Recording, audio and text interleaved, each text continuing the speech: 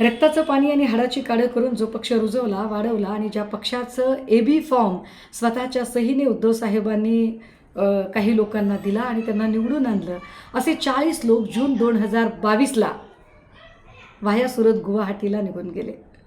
ठाकरे शांत होते, स्थितप्रज्ञ होते. सोबत असणाऱ्यांपैकी काही लोकांनी हातात दांडा घेऊन वाया सुरत गुवाहाटीला परत येणाऱ्या लोकांची वाट बघायचं ठरवलं. काही लोक आपले आई, बाप, इमान यांचं दाखला देत भर सभेमध्ये धाय मोकलून रडत होते, विशेषतः परभणी हिंगोली साईडचे. ठाकरे शांत होते. संख्येचा जेव्हा पेच निर्माण झाला तेव्हा ठाकरेंनी कुठलीही खळखळ न करता शांतपणे मुख्यमंत्रीपदाचा राजीनामा दिला. ते पायऱ्या उतरले. अजून काही लोक तिकडे निघून गेले, जे मंत्रीसोबत थांबलेले होते किंवा जे हातात दांडा घेऊन होते, ते पुन्हा त्यांच्या दांड्याला शिंदेंचा झेंडा लावून त्यांच्यासोबत निघून गेले. ठाकरे शांतच होते. 17 फेब्रुवारी 2023ला पक्ष आणि चिन्ह शिंदेंचं आहे असा अत्यंत पक्षपाती निकाल निवडणूक आयोगाने दिला. ठाकरे शांत होते. ठाकरे काहीच बोलत नव्हते. एका नव्या कोऱ्या चिन्हासह आपल्याला नव्याने पुन्हा उभं राहायचे असं म्हणत, अरे पुन्हा आयुष्याच्या पेटवा मशाली म्हणत, मशाल या चिन्हाला ब्रँडिंग करण्यामध्ये अवघी शिवसेना एकवटून त्वेषाने लढायला सुरू झाली. आमचे नेते सन्माननीय अनिल भाऊ हे ऑनरेबल सुप्रीम कोर्टच्या कामकाज आणि संसदीय कामकाज या दोन्ही गोष्टी एकाच वेळेला करत होते. त्याच वेळेला सन्माननीय संजय राऊत साहेब तुरुंगात गेलेले होते. आदित्य दादा झपाटल्यासारखे महाराष्ट्र पिंजून काढत होते. इकडे माझ्या महाप्रबोधनाच्या सभा चालू होत्या. प्रत्येक शिवसैनिक आपल्या परीनं काम करत होता. गावखेड्यातला शिवसैनिक प्रतिज्ञापत्र एकत्रित करण्यामध्ये अगदी तल्लीन होऊन काम करत होता की कधीतरी हे प्रतिज्ञापत्र कोर्टाच्या समोर येतील आणि शिवसेनेवर, आम्ही या शिवसेनेसाठी काय केलं हे कधीतरी चर्चेला येईल, यासाठी तीही माणसं काम करत होती. प्रत्येकजण आपापल्या परीने काम करायला लागलेला. बघता बघता लोकसभा आली. लोकसभेमध्ये 9 खासदार एका नव्या कोऱ्या चिन्हासह निवडून आणले गेले. मग विधानसभा आली. या दरम्यान पुन्हा काही लोक निघून गेले, ज्यांना वाटत होतं की नाही आपण नाही निवडून आलो तर. मग 20 आमदार निवडून आले. 20 आमदाराच्या बळावर कदाचित आपल्याला विधान परिषद मिळणार नाही असं ज्यांना ज्यांना वाटलं आणि कर्तृत्व नसताना ज्यांना विधान परिषदा मिळाल्या अशाही काही बायका मग पुन्हा तिकडे निघून गेल्या. ठाकरे शांत, ठाकरे स्थितप्रज्ञ. ज्या ठाकरेंनी एवढं दिलं त्यांच्यावर उलटून पडत काहींनी तिथे जाऊनही पुन्हा गप्प बसून त्यांना बसवलं नाही, तर तिथे जाऊन आपण कसे शिंदेंना लॉयल आहोत हे सांगण्यासाठी गोरेबाईंसारख्या बायका निव्वळ आपल्या मनाचा काळाकुट्ट अंधार दाखवण्यामध्ये व्यस्त होत्या. ठाकरे शांतच होते. आता ही लढाई इथपर्यंत आली. युक्तिवाद सुरू झाला आणि युक्तिवादामध्ये आज आमच्याकडचे वकील असणारे कपिल सिब्बलजी म्हणाले की एक तर चिन्ह आम्हाला द्या किंवा चिन्ह गोठवा. चिन्ह गोठवा म्हणण्यापाठीमागे भूमिका काय आहे तर एकतर आम्ही नव्या कोऱ्या चिन्हाचं आता ब्रँडिंग केलेलं आहे आणि जर पक्ष आमचा आहे, सगळ्या बाजूने कागदपत्र आमची आहेत, आम्ही मांडलेली प्रत्येक बाजू खरी आहे, स्वायत्त यंत्रणांनी आमच्यासोबत पक्षपातीपणा केलेला आहे, हा पक्ष दुसऱ्याला देण्यासाठीचे आर्थिक व्यवहार झालेले आहेत, ह्या सगळ्या गोष्टी जेव्हा आता ऑनरेबल कोर्टाच्या पुढे येत आहेत, अगदी त्याच वेळेला शिंदे गटाचे योगेश कदम सांगताहेत की तुम्ही पराजय मान्य केलाय का? नाही.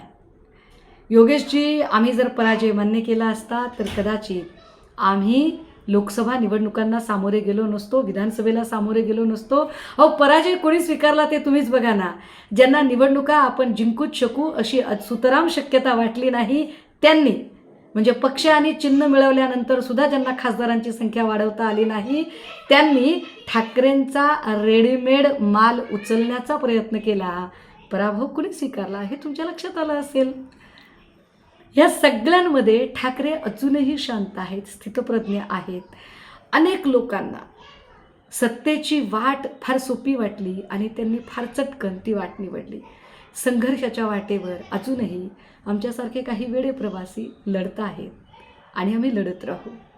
पण या सगळ्यांमध्ये ठाकरे लढू शकले स्तब्धपणे, शांतपणे, आदळापट न करता किंवा आगपाखड न करता संघटन बांधणीमध्ये आम्ही व्यस्त राहिलो आम्ही जाहिरातबाजी केली नाही, आम्ही कॉल रेकॉर्डिंग वाजवल्या नाही, आम्ही कुणाला तरी फोन कॉलवर मदत करताना सांगताना त्याचे व्हिडिओज PR कंपनीकडून इकडे तिकडे फिरवले नाही. आणि आत्ता जेव्हा वाटतंय की हा निकाल आपल्या बाजूने लागेल, अर्थात तो निकाल आमच्या बाजूने लागेल का? कारण एकतर या निकालासाठी तारीख पे तारीख इतक्या तारखा या लोकांनी टाकलेल्या आहेत.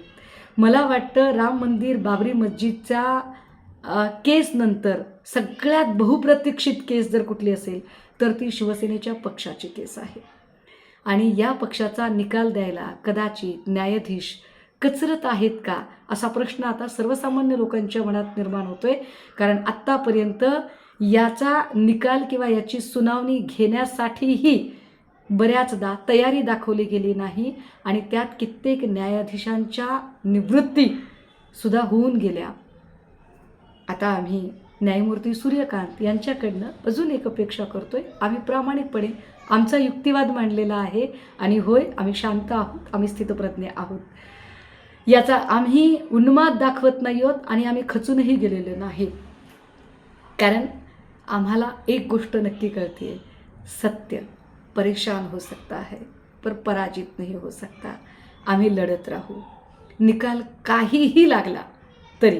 कारण निकाल लागल्यावर सोबत राहणं हे सोपं असेल, पण निकाल काय लागणार आहे हे माहीत नाही. तरीसुद्धा मी आज सांगते की निकाल काहीही लागो, आम्ही आहोत, आम्ही असू, आम्ही लढत राहू. आणि होय, हा मार्ग अत्यंत काटेरी आणि अत्यंत आव्हानात्मक आहे. आमच्यातल्या अनेक जणांवर केसेस टाकल्या गेल्या, माझ्यावर केसेस झाल्या, राऊत साहेबांवर केसेस होत आहेत, वैभवदादांना रोज ईडीचे समन्स येत आहे, तिकडे राजन विचारेंना वेगळा त्रास चालू आहे, भास्करदादांना परेशान केलं जातं आहे. तरीही ही सगळी माणसं ताकदीनं उभी आहेत. कारण आम्ही ठरवले की संघर्षाचे साक्षीदार व्हायचं. उभ्या महाराष्ट्राला विनंती असेल, तुम्ही सगळेजण अर्थात आमच्यासोबत आहात हा लढा लढण्यासाठी.